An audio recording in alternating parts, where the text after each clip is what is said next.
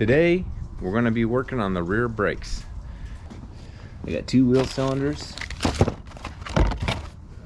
so we'll replace those. Get some shoes, got a hardware kit, and new adjusters for both sides. So that'll get us well on our way. And we'll see how that takes us. And we'll save the front brakes for another day. Let's get it backed in so it's a little easier to work on.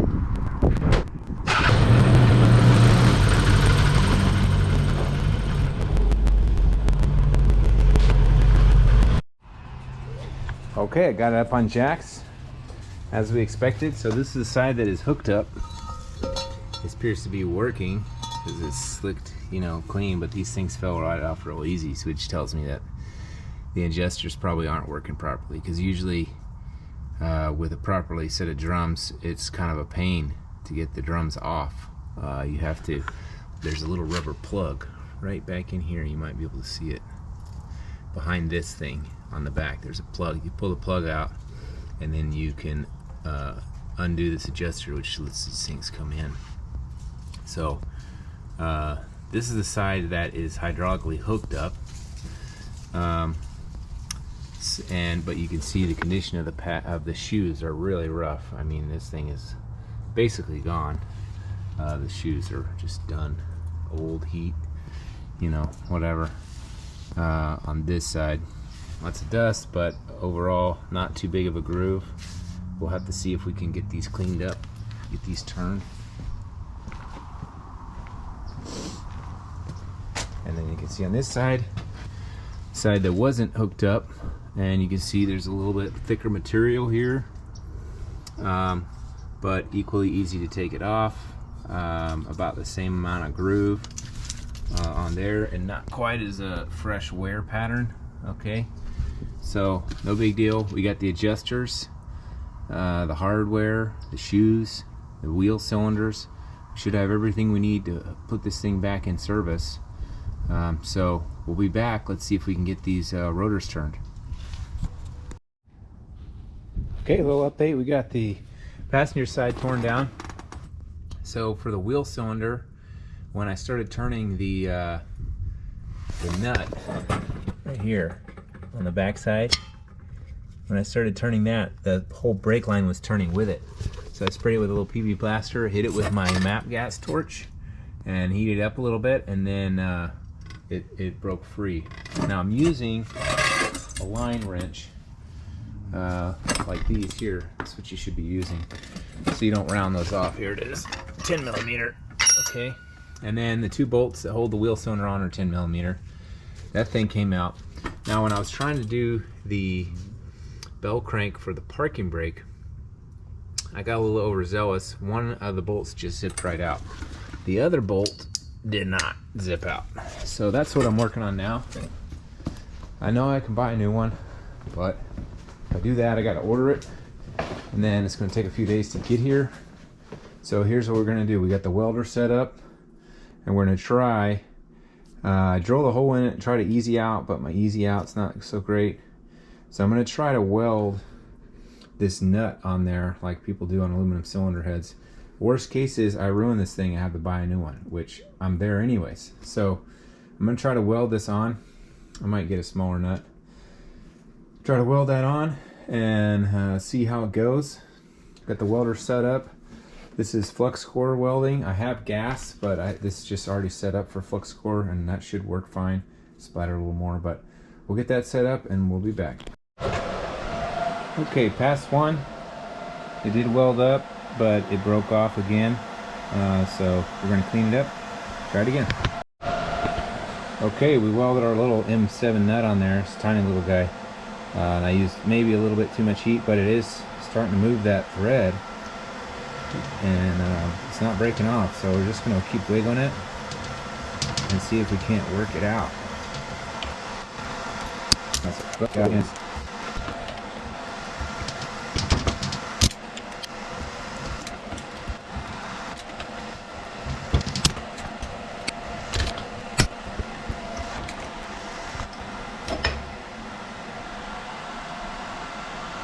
Okay, it finally broke off. We did get some progress though, so we're gonna try it again.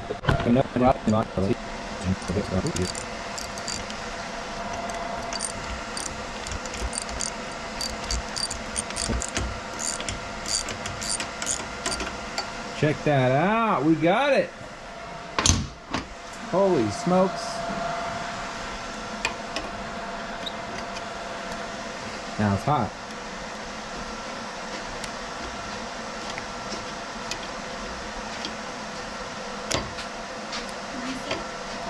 So that just saved me like $100, so I got that going for me. Okay, I just ran and I chased it with a tap. Threads clean up just good. Still got to clean this thing up, break it free, and lube it up. Okay, we successfully got that belt crank squared away. Let's take a look. Cleaned it up a little bit on the wire wheel. Get that on there. Now, I would have liked to have taken this pin out and cleaned the whole thing up, but I couldn't get the pin out and I didn't want to damage it. After all that work, I didn't want to mess it up. Ended up just using some heat, working it, and then once it started breaking loose, it came right loose and loosened right up. So when I took this off, I had a real bear getting the parking brake cable off there. So I cleaned this up, because people beat on these, then it deforms the end and then you can't get the parking brake.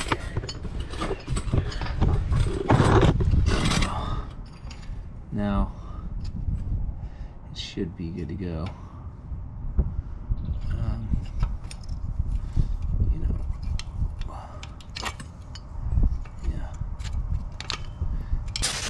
The pads here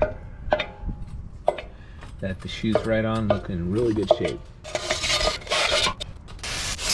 All we're gonna do is lay out our new shoes, our new hardware and adjusters, and start putting it back together. All right, so on the shoes, you'll see there's a stud here and no stud on the other one. So the way they came in the package, you got one with the stud, and then it looks like these are pretty much the same there.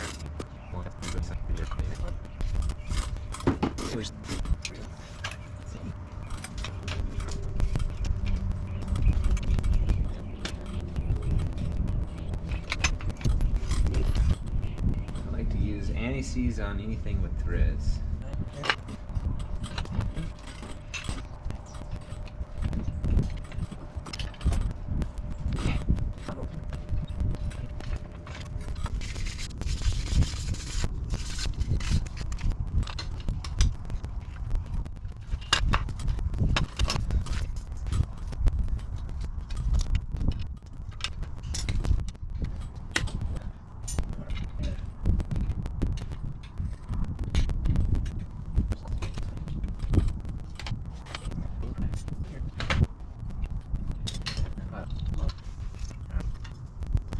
Now our shoes are rebuilt, our shoe assembly. We'll go ahead and start fitting it up there.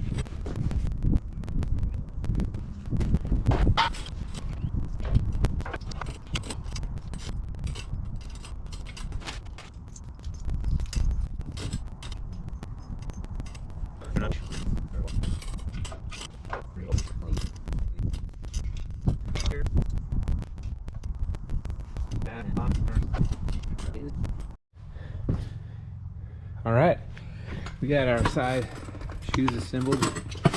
Okay, we had to reuse the posts, but I put new springs on. The bell crank is in. I had to cut down an existing bolt that I had to make it the right length, but that's in, and it's all hooked up. And if you look down here, you can see this little crank pulley thing down here, and how that interfaces in so it doesn't get bound up.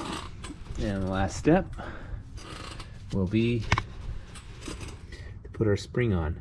Now when I pulled it off, it was like this, and it's very difficult to get it off. So, but it goes like this. It makes it much easier. So we'll get that put on, put our wheel cylinder in, and we'll be back. Okay, back, a little trick here with the wheel cylinder. I take the bleeders and I put a little Teflon tape on the threads. Now, you might ask, why would I do that? Well, when this is screwed in all the way, it seats down here on this flare. But when you bleed it, you take this out and you're pumping, the fluid goes around the seat through the holes out the hole. Well, if you have a really good thread connection here with this Teflon tape, then you're much less likely to get air sucking out and through here. It just makes bleeding easier. Is it required? No. Does it work the other way? Yes. But just especially when you vacuum bleed, I really like to set up a vacuum bleeder, and this helps with that. So, one-man operation. Okay, so we got it all put back together. Wheel cylinders on, hooked up in the back, ready to be bled.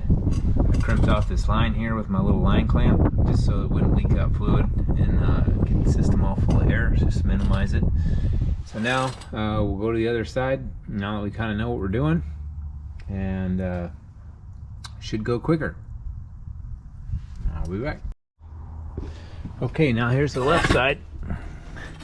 Looks kind of about the same, pretty dirty. I blew it out with a compressed air. However, look at this. Look at this. Probably this wheel cylinder started leaking, and bush fix on the trail, whatever, get you home. They plugged the line. So I hit it with a PB blaster. That's why it's wet. It's not leaking. But we're going to try to get the wheel cylinder on there, get this line put back about where it needs to go, hopefully without breaking it or kinking it.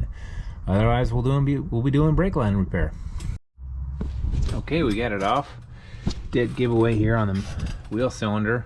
There's not even a leader screw, so probably either lost the leader screw or whatever. When they did the repair, something happened, so that gives you an idea of the condition of this piece of shit. Now, pro tip, what I found out when I got the other side back together was this spring at the bottom. It's easiest to put it on, wiggle this thing in there, and then just spread the shoes out and around the clips here, and then push the spring back behind. So that was the way I ended up getting the other side on, and then I took this one off that way, and it came off super easy. So real quick and easy now that I've done it once. And let's see if we can get this parking brake bell crank assembly taken off. Instead of just whacking it with the impact, I'm going to get a ratchet and just kind of work those screws off by hand to see if I can prevent from breaking those screws if they're seized in there, because that housing is aluminum, which I found out, and that's why you put steel and aluminum together, you have dissimilar metal, the ions, you end up with a lot of corrosion. So that's kind of why these things have problems. This one isn't frozen, it moves pretty good, so I'm optimistic that I'll be able to get these off. We'll get that off and we'll wire brush and clean all this up and get this in back in action. Okay, well, deja vu. One of them came out, and you can see all the white stuff. That's that corrosion, dissimilar metal corrosion with the aluminum. Have you ever seen like old aluminum where it gets all white, nasty and stuff? And this other one, I was working it, and it was starting to come, but it just gave up the ghost. Right, it was moving, and so I was feeling good, going back and forth, and it finally just snapped off. You can see it's just weakened from years of rust and corrosion. So we'll fire up the welder and we'll get that thing pulled back out. I'll be back with you in a minute. So now I got you set up. We'll see if you can get show you if we can get lucky twice and get a weld repair on this thing. It's pretty crusty. You can see all that white powdery aluminum stuff coming out. The other thing is, on my cruiser, the parking brake cable is frozen, so this wasn't getting used clearly. So once we get the brakes done, we're going to have to address that cable. We may have to try to find a replacement, or we might have to see if there's a trick, as a way we can see about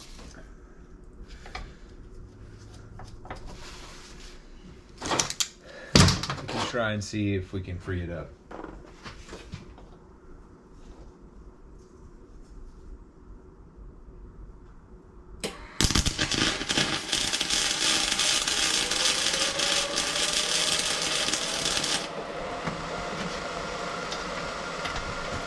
That's all right. Well, I have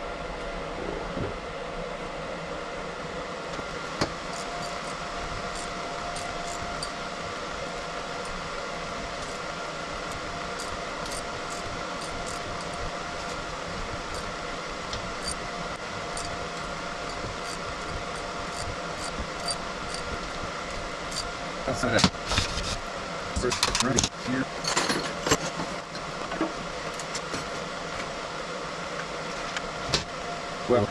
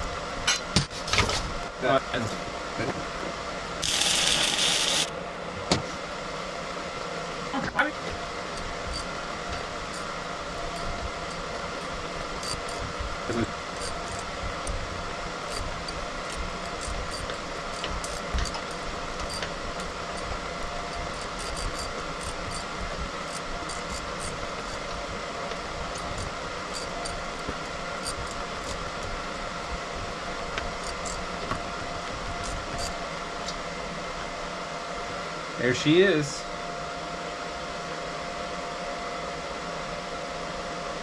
Came right out.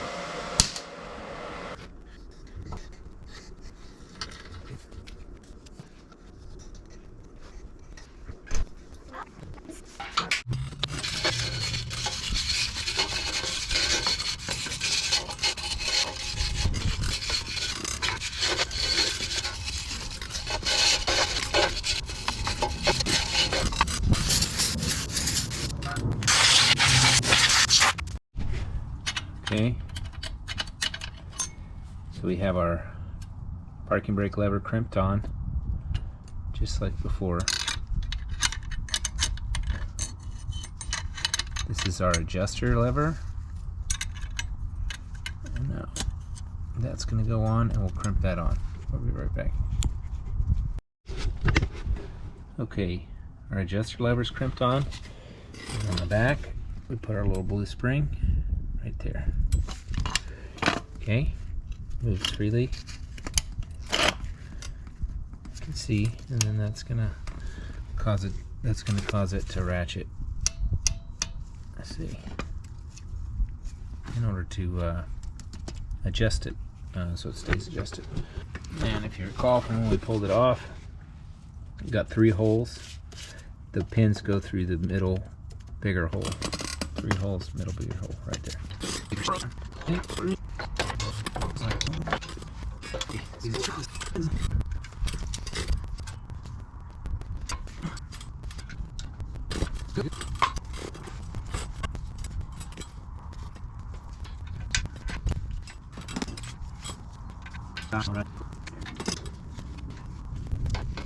First off, whenever you're working on wheel brake lines, spend the money. It's not that much. It's $20 for a set of these from Harbor Freight, and get the line wrenches. Okay, you can see how it goes around the line there. Much less likely to round off because you got 1, 2, 3, 4 sides, 4.5. 1, 2, 3, 4.5 sides on the nut instead of just 2. 4.5 is better than 2. Okay, so let me get the appropriate size line wrench for this. We'll spin that off.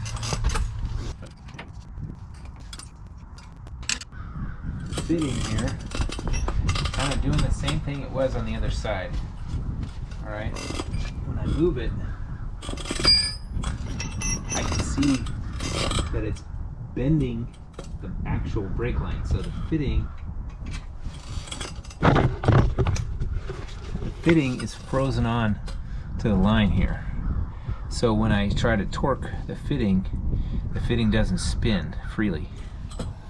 The fitting is swaged on there. So what I'm going to do is I'm going to hit it with some heat and see if I can't break it free.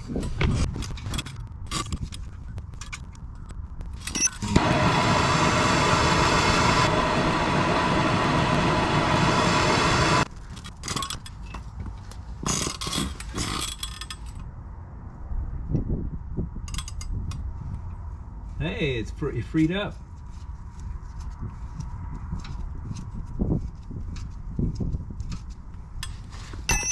So now, I use the old one.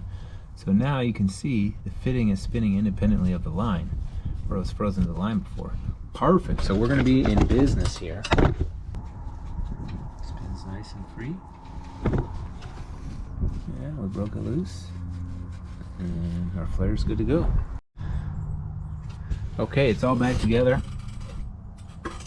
As you can see, we were able to get our line in there, unfrozen and torqued down. We got to bleed the brakes, and we got to remember to put our springs down here. These little guys, they go in like this. So I'm going to put those in there. So as far as finishing this up, you put the drums on. And then you're supposed to be able to use the handbrake. And when you use the handbrake and you pull it a whole bunch, just keep doing it back and forth, back and forth, back and forth. It's going to actuate this adjuster, and that's going to adjust the brakes there. So, and then we have to bleed them. Okay, we're going to do this one-man bleeder kit got from Harbor Freight. See what happens. So you basically have these little adapters. Goes in there, you open the valve. That's going to allow the fluid to fill up the master cylinder and prevent it from ever running dry. So then, once we do that, we take this, pop that on our bleeder, hook this up to our air, and then this pulls a vacuum, and the vacuum is going to suck the fluid out. And so we don't have to ever worry about it running dry. So, okay, overall it worked pretty good. I only had one new drum, so I'm using this old one for now. And basically the trick was to put the drums on, pump it up with the pedal, get a bunch of fluid and pressure in there. Same over here, I used a new drum. Pump it up with the pedal, get the fluid in there, and then crack the bleeder with the vacuum bleeder kit hooked up, and then the brake fluid coming out of the line was completely solid instead of being just like because this is probably designed for calipers and the wheel cylinders. Even though the bleeder is at the high point of the cylinder, it takes a while for that thing to, you got to fill it up with fluid. So pump it up, do the bleed. It's good. Now I got my pedal. It's super firm. This is way loose, sloshy and stuff before, but I got to adjust those rear shoes, so that's what that is. But then it's very, very firm. Very firm. Very firm. And then the way this works, you got this little bottle and stand, and then it just keeps the fluid full. So this thing is actually pretty good. I'd say did the job. Is it a super high quality? No. These clips could be better. It didn't have one that quite fit this thing, so I had to kind of rig it up here, but it worked. I think it's bled. And now can't really do the proper adjustment with the parking brake until I fix that cable. So that's what I'm going to start working on now.